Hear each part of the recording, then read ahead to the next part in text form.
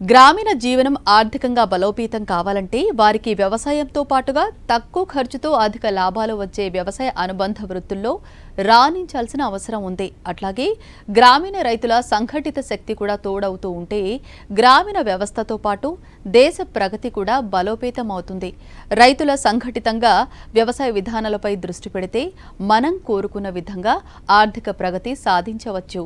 ఇలాంటి రైతుల సంఘటిత శక్తిగా పేర్కొనే వరినాట్ల పండగ జరిగింది. ఎందరో ప్రముఖులు పాల్గొన్న ఈ వరినాట్ల పండగ వివరాలు తెలుసుకుందాం. నేల తల్లిని మనం ఎంతగా ఆరాధిస్తూ రసాయన ఎరువుల ద్వారా హింసించకుండా ఉంటే మనకు అద్భుతమైన ఫలాలను, ఉత్పత్తులను పొందే అవకాశం ఉంటుంది. జీవన ఎరువులను, సేంద్రియ పద్ధతులను ప్రకృతి పరంగా భూమాత ఇష్టపడేవే. కావున రైతులు ఆర్థికంగా లాభాలను అందుకునే ప్రయత్నంలో వెనకబడి ఉండటాన్ని మనం గమనించవచ్చు.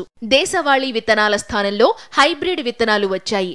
అధిక దిగుబడులు అనే మాయలో పడి వివిధ పంటలు సాగు చేస్తున్న ఎందరో రైతులు లాభాలు ఆర్జిస్తున్నా భూమి, దాని పరిస్థితి, ఆరోగ్యమైన సమాజాన్ని మర్చిపోతూ ఉన్నారు. ఆరోగ్య సమాజం పూర్తిగా రసాయన ఉత్పత్తుల వాడకంలో, అనారోగ్య సమాజాన్ని మనంతట మనమే కొని తెచ్చుకున్న వాళ్లం అవుతున్నాం. అలాగే సాంప్రదాయ విత్తనాల సేకరణ, సాంప్రదాయ పంటల సరళి చిన్నగా మార్పు చెందుతూ అధిక దిగుబడుల మాటున వ్యవసాయం రసాయన కలుషితంగా మారిపోయింది.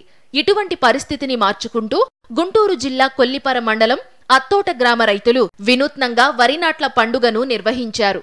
ఎందరో రైతులు దేశవాళీ విత్తనాలతో నాట్లు వేసి సేంద్రియ విధానంలో సాగుకు సన్నద్ధమయ్యారు. ఇందులో ఎందరో ప్రముఖులు, రైతు సంఘాల నాయకులు భూభారత సంస్థ నిర్వహించిన ఈ వరినాట్ల పండుగలో పాల్గొని రైతులకు సేంద్రియ విధానంలో పాటించాల్సిన ఎన్నో మెళకువలు, జాగ్రత్తలు, చీడపీడల విషయంలో ఆచరించాల్సిన ముఖ్యమైన పద్ధతుల గురించి రైతులకు సలహాలు, సూచనలు తెలియజేయడం గొప్ప విషయం. ఆరోగ్య సమాజాన్ని నిర్మిస్తూ దేశ ప్రగతిలో భాగస్వామ్యం అయ్యేందుకు రైతులు సంఘటితంగా మారి సేంద్రియ పద్ధతులను పాటిస్తూ ప్రజలకు మంచి ఆహార ఉత్పత్తులను అందించాలని రైతులను సంస్థ ప్రతినిధులు కోరారు. వరినాట్ల పండుగలో ఎంతో మంది యువ రైతులు సైతం పాల్గొనడం విశేషం. నా పేరు ఎర్రు బాపారావు, ప్రకృతి వ్యవసాయ రైతుని, అత్తోట గ్రామం నుంచి. ఈరోజు భూమి భారతి దేశీ విత్తన కేంద్రం మన తానావారి సహకారంతో ప్రారంభించాము.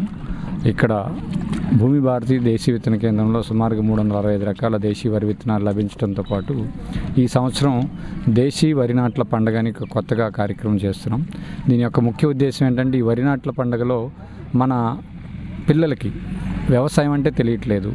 వారికి ప్రకృతి వ్యవసాయ విధానం గురించి, పర్యావరణం గురించి, భూమి గురించి, వీటన్నింటి గురించి తెలియచెప్పేలాగా ఇక్కడ నాట్ల కార్యక్రమం ఏర్పాటు చేసి ఆ పిల్లల్నే ఈ నాట్ల కార్యక్రమంలో భాగస్వాములుగా చేశాము. దాని యొక్క ముఖ్య ఉద్దేశం ఏంటంటే, వాళ్ళకి వ్యవసాయం గురించి తెలియాలి. వాళ్ళు పెద్ద అయితే తిరిగి రైతులు అంతరించిపోయే స్థితి వచ్చింది ఇప్పుడు. అంటే వ్యవసాయం చేస్తున్నారు కానీ రసాయనిక వ్యవసాయం చేసేవాళ్ళు పెరిగిపోతున్నారు. దానికి తోడు చాలామంది పూర్తి వ్యవసాయాన్ని వదిలేస్తున్నారు. ఇలాంటి సమయంలో మనం పిల్లలకి వ్యవసాయం గురించి చెప్పాలి, వాళ్ళకి అర్థం అవ్వాలి. ఆ బియ్యం ఎక్కడ దొరుకుతున్నాయంటే, నగరాల్లో ఉన్న పిల్లలకి రకరకాల సూపర్ మార్కెట్ల పేర్లు చెప్తున్నారు కానీ ఎక్కడి నుంచి వస్తాయి, పండుతాయి అనే విషయం తెలియట్లేదు. వరి చెట్టు ఎట్లా ఉంటుందని అడుగుతున్నారు కొంతమంది పిల్లలు. వరి మొక్క నుంచి వచ్చేది, వరి ఇట్లా తెలియాలి, ఇలా ఉంటుందని చెప్పి విధానం కోసం మేము ఇక్కడ మా అత్తోట గ్రామంలో భూమి భారతి ప్రకృతి వ్యవసాయ క్షేత్రంలో పూర్తిగా చిన్నపిల్లలతో నాట్ల కార్యక్రమం ఒక పండగలాగా వాతావరణంలో చేసాం.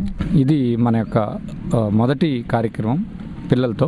ఈ రోజు నుంచి ప్రతి సంవత్సరం ఇలాంటి కార్యక్రమం చేస్తూ ఈ చుట్టుపక్కల ఉన్న ప్రాంతంలో పాఠశాలలు, కాలేజీలు, అంటే గుంటూరు నుంచి సెయింట్ మ్యారీస్ కాలేజీ విద్యార్థులు వచ్చారు, కేఎల్ యూనివర్సిటీ నుంచి వచ్చారు, పెదవడ్లపూడి నాగార్జున పబ్లిక్ స్కూల్, అత్తోట నుంచి కేరళ మోడల్ స్కూల్ పిల్లలందరూ ఒక సుమారుగా 100 మంది పిల్లలు వచ్చారు. వీళ్ళందరికీ కూడా నాట్లు ఎలా వేయాలి, నారు ఎలా పీకాలి, దీనివల్ల ఏ బియ్యం వస్తాయి, ఎట్లా తయారు చేసుకోవాలి, మన ప్రాసెసింగ్ యూనిట్ అంటే విత్తనం దగ్గర నుంచి మనం బియ్యం ఇలా వస్తాయనే దాని వరకు కూడా చెప్పామన్నమాట. దీన్ని ప్రతి సంవత్సరం కొనసాగిస్తాము.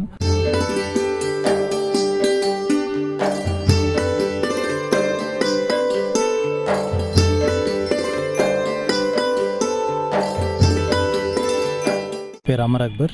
చక్కగా అసలు మన దేశవాళీ విత్తనం అంటే ఏంటి, వ్యవసాయం అంటే ఏంటి, మన ట్రెడిషన్ని, మన ఆరోగ్యాన్ని అంటే హెల్త్ని, వీటన్నిటిని మళ్ళీ ఒకసారి ఇంట్రడ్యూస్ చేయాలని ఒక చిన్న సదుద్దేశంతో ఈ కార్యక్రమాన్ని ఏర్పాటు చేసాం.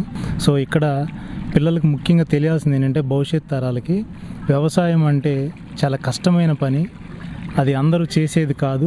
అలాగే మన పెద్దలు కూడా ఎలా పెంచారంటే పిల్లల్ని, ఇప్పుడు మా ఊరికి మమ్మల్ని కూడా అలాగే పెంచారు. సరిగ్గా చదువుకోకపోతే మట్టి వేసుకుంటావు, గేదెలను కాసుకుంటావు, ఇలా రకరకాలుగా చెప్పుకుంటూ పెంచుకుంటూ వచ్చారు. కానీ ఇవాళ అవే మన నిత్యావసరం అయిపోయింది.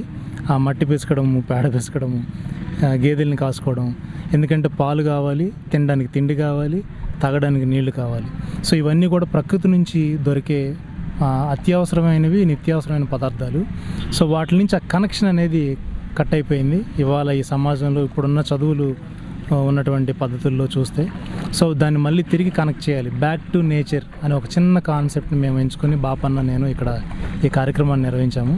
సో భూమి భారతి అనే ఈ యొక్క కార్యక్షేత్రాన్ని మేము నెలకొల్పి ఇందులో 365 రకాల దేశవాళీ విత్తనాలని దీన్ని కూడా మేము ఏర్పాటు చేశాము. భవిష్యత్తులో రైతులు దీన్ని సద్వినియోగం చేసుకోవాలి. అలాగే ఈ కార్యక్షేత్రాన్ని ప్రతి ఒక్కళ్ళు దీన్ని వినియోగించుకోవాలి. ఇలా విద్యార్థులకు సంబంధించి కానివ్వండి, రైతులు కానివ్వండి, ప్రజలు అలాగే స్వచ్ఛందంగా ఎవరైనా ముందుకొచ్చి ఈ ప్రకృతి వ్యవసాయ ఉత్పత్తులను కూడా వాళ్ళు సపోర్ట్ చేయాలి.